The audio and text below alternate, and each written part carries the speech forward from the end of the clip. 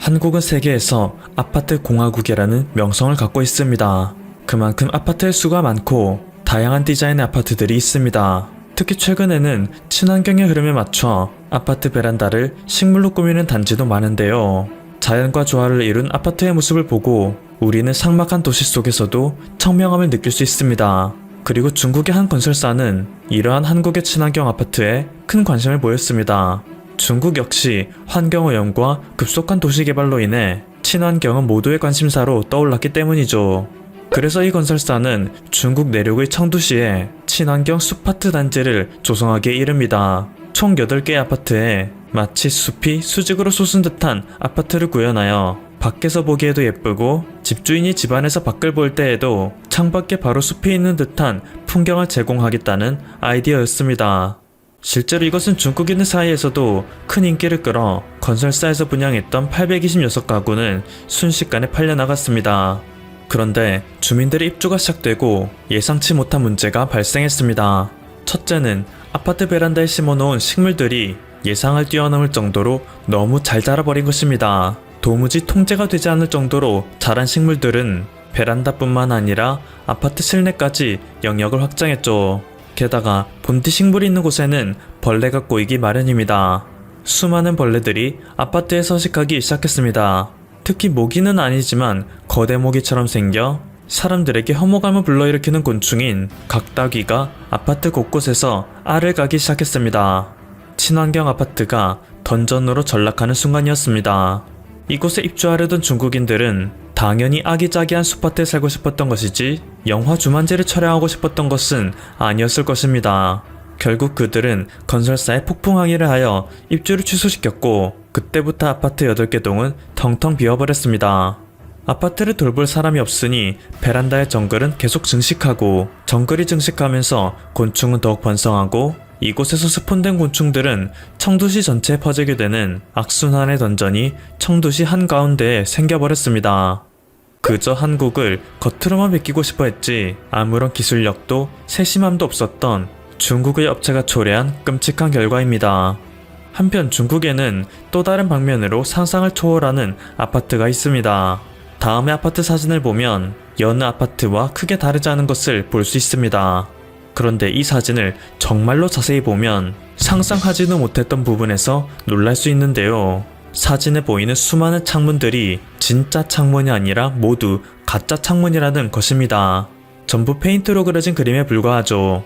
이미 입주하고 있는 주민들은 이것이 그림이라는 것을 알지만 추후 새로운 집을 알아보며 인터넷에서 자료를 찾던 외부인은 이곳이 마치 창문이 많아 쾌적한 건물이라 착각할 수 있도록 만드는 요소이기 때문에 이것은 명백한 사기라 주장하는 네티즌들의 댓글이 달리고 있습니다.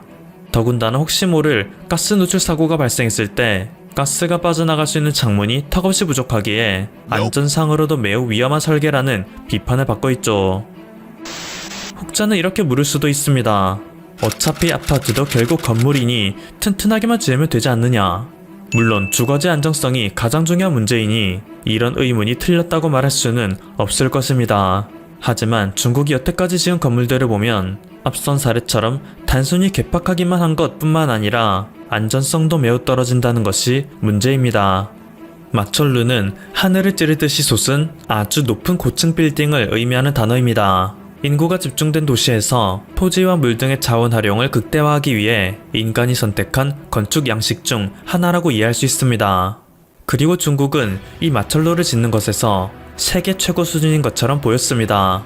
중국 상하이에 있는 상하이 타워가 128층에 632m의 높이로 세계에서 두 번째로 높은 빌딩이기 때문이죠. 그 엘리베이터는 초속 18m의 속도로 움직여 세계에서 가장 빠른 엘리베이터로도 알려져 있습니다.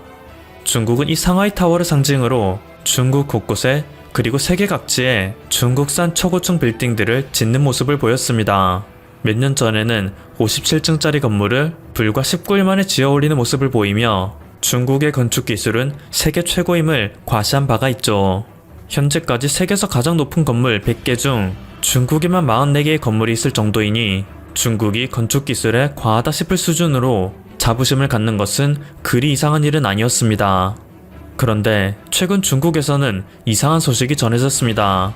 그동안 경쟁적으로 지어오던 초고층 빌딩을 공산당 차원에서 규제하는 방침이 내려진 것이었습니다. 심지어 서울 지역에서는 기존의 세계 1위의 높이를 자랑하던 두바이의 부르즈칼리파를 꺾겠다며 야심차게 지어올리던 건물인 수저우 중랑센터마저 건물의 목표 높이를 대폭 조정하는 일이 벌어졌죠. 이미 짓고 있는 건물에 마저 규제가 내려진 것은 상당히 이례적이었습니다. 공산당에서는 500m 이상의 초고층 빌딩을 새로 짓지 못하게 하고 250m 이상의 빌딩을 지을 때에도 엄격한 규정을 지키도록 규제하겠다 밝혔습니다. 그리고 이것에 대한 이유로는 도시의 경관을 망치기 때문이라 말했는데요. 이를 지켜본 해외 전문가들의 의견은 사뭇 다릅니다. 초고층 빌딩을 우후죽순 지어올리다 보니 경제적으로 곤란한 일이 너무 많이 생겼기 때문이라는 것이죠. 가장 단적인 예는 텐진의 골든 파이낸스 117 빌딩입니다. 이곳은 골든 금융그룹의 텐진 사옥으로 2009년부터 공사를 시작했지만 10년이 넘게 흐른 현재까지도 미완성인 상태입니다. 그룹의 재정 위기가 닥쳤기 때문이었죠. S&P에서는 이러한 중국의 현상에 대해 중국에서 초고층 빌딩은 한때 부유함과 첨단 기술을 상징했지만 그것을 유지하는데 엄청난 비용이 든다는 것을 뒤늦게 깨달은 중국인들이 늘어나고 있다라 평가했습니다. 또한 최근 중국은 호주에 대한 외교 보복으로 석탄 수입 전면 금지령을 내린 바가 있습니다. 이로 인해 중국 전기 생산의 대부분을 차지하는 석탄 발전소가 가동 중단에 이르고 있고 결국 민간인들이 사용하는 전기가 부족한 지경이 되었습니다. 일반적인 높이의 아파트에서조차 집안에 전기가 공급이 안 되고 엘리베이터마저 가동되지 않는 어려움을 겪고 있습니다. 하물며 막대한 전기가 필요한 초고층 빌딩에서는 현재 중국이 겪는 전력난을 이겨낼 방도가 없겠죠. 앞으로 중국은 세계의 모든 국가들과 전쟁을 하며 이제 본격적인 위기가 시작될 텐데 그것을 감안하면 사치의 끝판왕인 초고층 빌딩을 더 이상 지을 수 없는 상황입니다. 그래서 이미 승인까지 받아 공사 중이던 건축물조차 급하게 규제에 걸려 설계 도면이 바뀌는 일이 발생하는 것입니다. 또 다른 이유도 있습니다. 높이와 속도에만 치중해오던 중국의 건물들이 뒤늦게 붕괴되어 치명적인 피해가 발생하고 있습니다. 지난해에는 코로나19의 격리시설이던 후젠성 취안저우시 신자호텔이 갑자기 붕괴되는 일이 벌어졌습니다. 겨우 7층짜리에 불과한 건물인데 단 2초 만에 폭삭 주저앉듯이 붕괴되는 모습이 CCTV를 통해 공개되자 중국 건축물에 대한 국민들의 불신이 하늘을 찌르게 된 것입니다. 건물이 붕괴된 현장을 자세히 보면 뼈대 역할을 하는 철골빔이 마치 엿가락처럼 휜 듯한 모습을 보이고 있기에 건축의 가장 기본조차 지키지 않았다는 비난을 받았습니다. 이 건물의 붕괴는 33명의 사망 혹은 실종이라는 안타까운 결과를 초래했습니다. 이외에도 최근 중국에서는 손으로 살짝 만지기만 해도 부서지는 시멘트벽, 살짝 두드렸을 뿐인데 우르르 무너지는 천정, 칼로 살짝 긁으니 파이는 기둥, 마치 두부처럼 약해 보이는 벽돌 자재 등이 관찰됩니다. 또한 워낙 아파트 고층에서 창문이 떨어지는 일이 많기에 길을 걸어가는 행인들은 항상 위에서 무언가 떨어지지 않는지 두려움에 떨어야 하고 지나가던 자동차들조차 갑자기 옆에서 건물이 붕괴되어 차선을 침범하지 않는지 경계해야 합니다. 그리고 이런 상황을 지켜본 한국의 네티즌들은 중국에 이런 일이 빈번하게 발생하는 것은 어찌 보면 당연하다는 말을 하는데요. 다음은 중국의 건설 현장에서 사용하는 줄자입니다. 모두가 다른 눈금을 갖고 있는 것을 확인할 수 있습니다. 가장 기본적인 측정 수단이 이렇게 엉망이니 제대로 된 건물이 지어질 리 만무하지 않냐는 반응입니다. 한편 한국은 코로나19의 위기에도 불구하고 해외 건설 수주액이 2년 만에 300억 달러를 돌파하였습니다.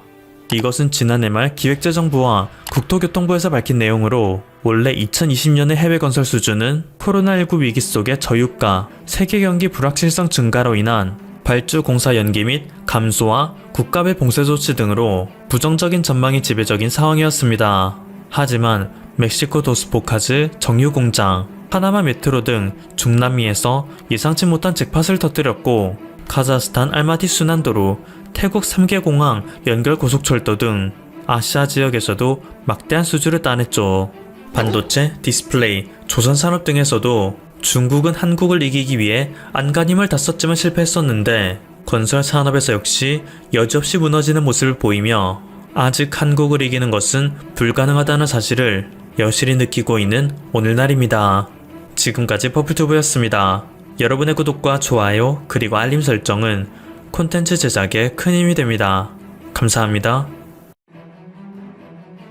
한국국적화학운반선 한국케미가 지난 4일 호르무즈 해협에서 이란 혁명 수비대에 납포되었습니다. 이 배에는 선장을 비롯해 한국선원 5명, 미얀마인 11명, 인도네시아인 2명, 베트남인 2명 등 모두 20명이 승선했습니다. 한국 정부는 선박의 조기 억류 해제를 요구했습니다. 또한 오만의 남쪽 해역에서 작전 중이던 청해부대 최양함을 긴급 출동시켰습니다. 이란 혁명 수비대는 이 선박을 납포한 이유로 해양환경 규제를 반복적으로 위반한 데 따른 것이라고 주장했습니다. 하지만 한국 선박은 해양오염을 한 사유가 없다는 것이 확인되며 실제 이유는 따로 있을 것으로 파악되고 있습니다. 한국은 미국의 이란 경제제재에 참여하여 이란에게 원유 수출 대금을 최대 90억 달러, 하나로 약 9조 7천억 원을 동결시켰습니다.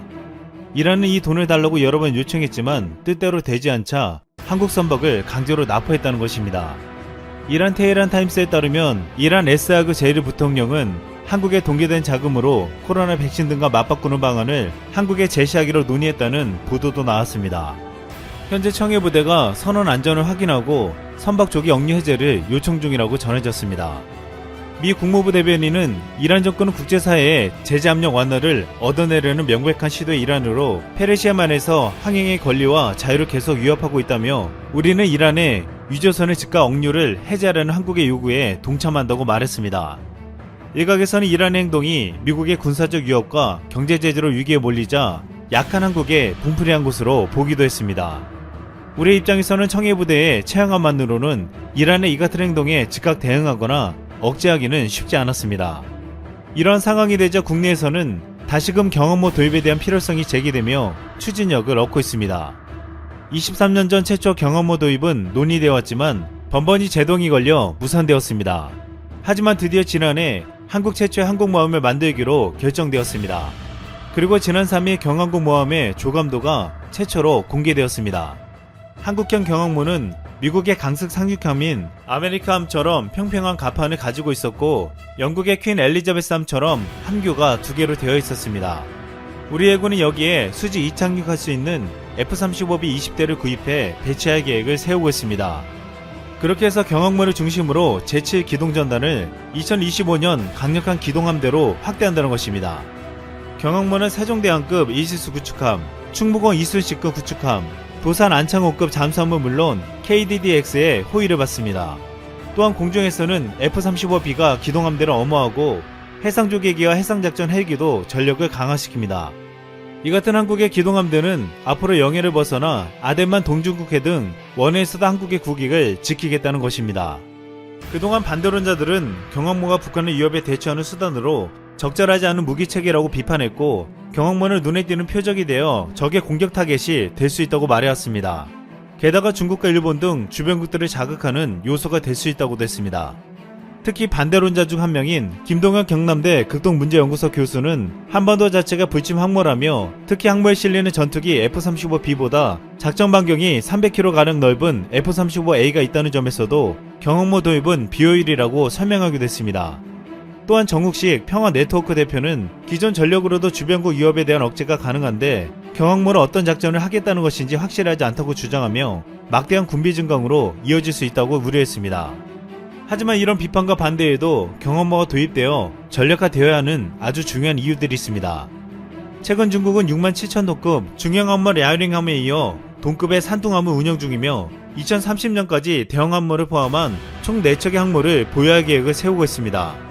일본도 이즈모라 불리는 대형 수송함정을 2025년까지 경항모로 개조하여 F-35B 42대를 탑재할 계획을 세우고 있습니다. 미국의 경우에도 경항모 전력을 추가 확보하는 계획이 추진 중이고 영국도 아시아 태평양 해역까지 항모 활동 범위를 넓히고 있습니다. 이 같은 전세계 움직임은 앞으로 해양 전력이 얼마나 중요한지를 보여주고 있습니다. 항모전단의 지해공 전 영역에서 작전이 가능한 다목적의 입체적 공격력으로 움직이는 군사기지입니다. 또한 기습으로 육상 활주로가 파괴되더라도 전쟁의 향방을 바꿀 수 있는 결정력이 있는 것이 바로 경항모 전력입니다. 최근 독도나 이어도에서 국제 충돌이 발생할 경우 경항모가 F-35A보다 훨씬 유력적이라는 분석이 나왔습니다. 만약 독도나 이어도에서 분쟁이 발생해 F-35A가 상공에 도착하더라도 채공 시간에 한계가 있어 극히 제한적인 시간만 대응이 가능합니다. 공중급유기를 활용하더라도 재급유는 가능하지만 재무장은 불가능합니다. 하지만 항공모함에 배치된 F-35B는 모기지 왕복 시간이 줄어 더 빨리, 더 자주, 더 멀리서 대응이 가능해집니다. 6.25 전쟁 당시 전쟁 초기 남한에서의 비행장 운용은 사실상 불가능해졌고 일본에서 미 공군 전투기들이 출격했습니다. 하지만 대한해협을 넘어 1시간 넘게 날아온 전투기들의 작전 시간은 15분에 불과했습니다. 반면 미 해군 항모에서 출격한 전투기들은 불과 5분에서 10분 만에 지상군 지원이 가능했습니다. 이 같은 경험은 지금 독도나 이어도를 지키려면 경항공모함이 반드시 필요하다는 주장에 힘을 싣고 있습니다. 또한 북한과의 전면전이 발발할 경우 경항모가 위력을 발휘할 것이라는 견해도 제시되고 있습니다. 군 관계자는 북한과 전면전 시 개전초 지상 공군기지가 폭격을 당하면 경항모가 대치기지 역할을 할 수 있다고 했습니다. 북한이 우리 공군기지를 탄도미사일로 공격할 때 바다로부터 함재기가 이륙해 적 이동식 발사 차량을 공격할 수 있다는 것입니다. 현재 북한의 신형 탄도미사일과 방사포는 우리 F-35A 전투기가 출격하는 한반도 중부권까지 겨냥하고 있습니다. 이에 북한과 전면전이 벌어지면 F-35A 기지가 공격을 당해도 경항모의 F-35B가 위력적인 역할을 할 수 있다는 것입니다. 한 전문가는 경항모가 필요한 이유는 북한과 일본보다 중국을 견제하기 때문이라고 말하고 있습니다. 중국은 해양 패권을 장악하기 위해 태평양에 있는 섬을 사스처럼 이은 가상의 선인 도련선을 만들었습니다. 총 3단계로 만들었는데 제1도련선은 쿠릴리아도, 일본, 대만, 필리핀, 말라카 해협을 잇는 선으로 중국의 지상발진 폭격기와 중거리 탄도미사일의 사정권으로 설정했습니다. 또한 중국은 이 도련선 확보를 위해 대형 구축함과 잠수함을 대량 건조하고 제3도련선, 즉 서태평양 전역을 중국 세력하에 두기 위해서 5척의 항공모함을 준비 중입니다.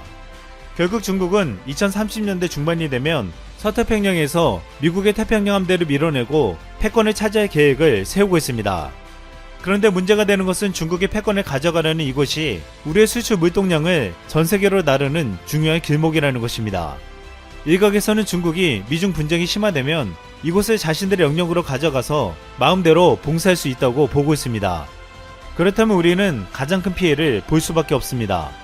이 때문에 이곳에서 우리가 경항모를 통해 해양 전력을 강화시키는 것은 미중 패권이 충돌하는 상황에서 우리의 이익을 지켜줄 수 있고 더 나아가 우리의 목소리를 낼 수 있게 해줄 것이라고 보고 있습니다. 미국이나 중국, 일본 등과 대등한 해상 전력은 안 돼도 결코 무시할 수 없는 목소리를 키우자는 것입니다. 또한 여기엔 일방적으로 미국에 의존하지 말고 우리의 힘을 키워 해양에서도 자주 국방을 이뤄내자는 뜻도 담겨 있습니다. 우리 해군이 23년 전과 달리 경항모 도입에 합참을 설득한 것은 과거 율곡이의 주장을 근거로 내세운 것입니다. 200여 년 동안 평화를 지켜온 조선시대에 율곡이는 당시 일본의 정세가 심상치 않다며 이렇게 주장했습니다. 미리 10만 군병을 양성해 급할 때 대비해야지 그렇게 하지 못하면 10년을 넘지 못해 화가 있을 것입니다. 하지만 당시 유성룡은 나라가 무사할 때 군사를 기르는 것은 화를 기르는 것이 된다며 반대했습니다. 당시 율곡이 이에 10만 양병설은 처참히 무시되었습니다. 그리고 결국 10년 후 왜구들이 쳐들어와 임진왜란이 벌어지고 온 나라가 모진수모를 당했습니다.